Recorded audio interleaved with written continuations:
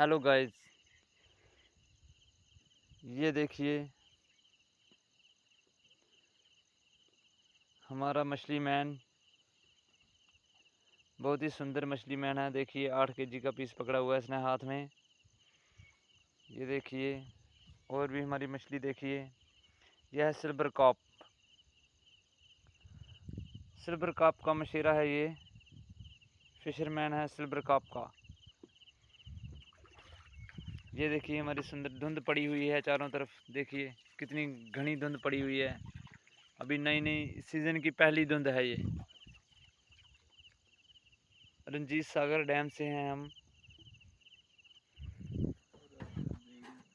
कृपया हमारा चैनल भाई लोग, रिक्वेस्ट है आपके आगे, फॉलो और लाइक और सब्सक्राइब ज़रूर करें और हमारी वीडियो को ज़्यादा से ज़्यादा शेयर करें। Thank you.